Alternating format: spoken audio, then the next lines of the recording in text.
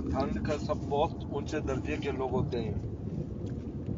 دل ہر وقت مولا سے وہی رابطہ وہ کرتا رہے. بظاہر کہ اعمال میں نفلی اعمال میں کثرت نظر نہ آئے, دل وہاں جڑا ہو, کیونکہ ہر عمل کا مقصود ہی ان سے جڑنا ہے. اقیم الصلاۃ کس لیے ذکری. یہ قلندری مزاج ہے کہ ہمارے شیخ فرماتے تھے کہ اللہ کے جو ولی ہیں وہ ہر وقت دل کا جائزہ لیتے رہتے بیٹھے, بظاہر کچھ نہیں کر رہے, ورد بھی نہیں کر رہے ہیں, تسبیح نہیں, دل کے اس میں کوئی غیر تو نہیں آیا ہوا, یہ ادھر ہے, بس ہر وقت دل کا جائزہ لیتے رہتے. یہ قلندری مزاج کہلاتا ہے, حضرت تھانوی نے لکھا ہے.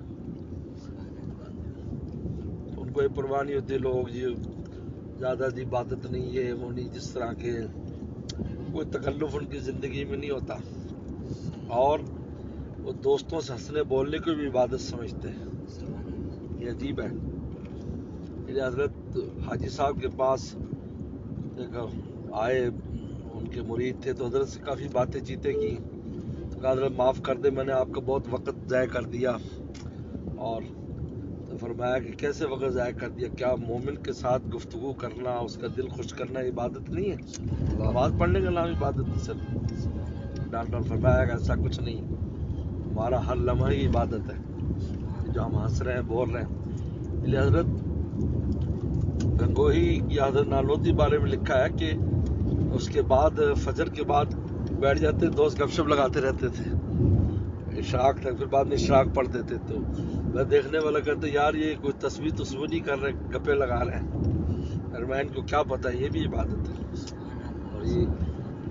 اور یہ ایسی عبادت ہے جس میں یعنی متعدی ہے, نفع ہے متعدی ہے اس میں, کیونکہ وہ لوگ جو صحبت میں بیٹھے خوش بھی ہو رہے ہیں, باتیں بھی سن رہے ہیں, اور ہنسی مذاق بھی چل رہی ہے. یہ اس لیے ان کی بظاہر عبادات کو لوگوں کے ہاں بزرگی کا کرائیٹیریا ہے کہ نفل کتنے پڑھتا ہے, تسبیح کتنی کرتا ہے. وہ اپنے لیے کرتا ہے, وہ مخلوق کے لیے تو ٹائم ہی نہیں دیتا. وہ پیر صاحب مخلوق اٹھے تو مخلوق کیسے فائدہ, بتاؤ نا. کہ حضرت بہت مصروف ہیں کیونکہ عبادت میں ہے.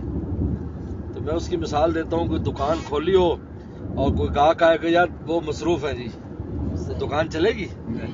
تو آپ نے جو اللہ اللہ کی دکان کھولی ہے, تو اب آپ کا کام ہے نا کہ گاہکوں کو ٹائم دیں, جو جن کا ذمہ لیا ہے خدا تک پہنچائیں, سوت میں لے کے بیٹھے, گپ شپ لگائیں, ان کا دل کھولیں, لطیفے کریں گے تو دل کھلے گا. حضرت حضور صلی اللہ علیہ وسلم بھی صحابہ اکرام کو جو مزاح فرماتے تھے ان کا دل کھولنے کے لیے, تاکہ رعب کی وجہ سے ان کا دل بند نہ رہے. اور چونکہ جب دل میں ذائق ہوتا ہے تو فیضان منتقل نہیں ہوتا, دل کھلتا ہے تو منتقل ہوتا ہے.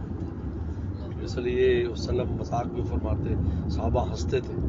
حدیث میں آتے صحابہ اتنے ہنستے تھے ایک دوسرے پہ گر پڑتے تھے ہنستے, کبھی ایسا ہوتا. لیکن رسول اللہ کی عظمت اور وہ بھی ایسا روب پھر بھی رہتا تھا ان پر کہ جب آپ گفتگو فرماتے تو ایسے ہو جاتے جیسے کانا علی روس میں طیر, جو کہ ان کے سر کے اوپر جو ہے نا پرندے بیٹھے. اس لیے مرولہ کھاؤ مزے لو.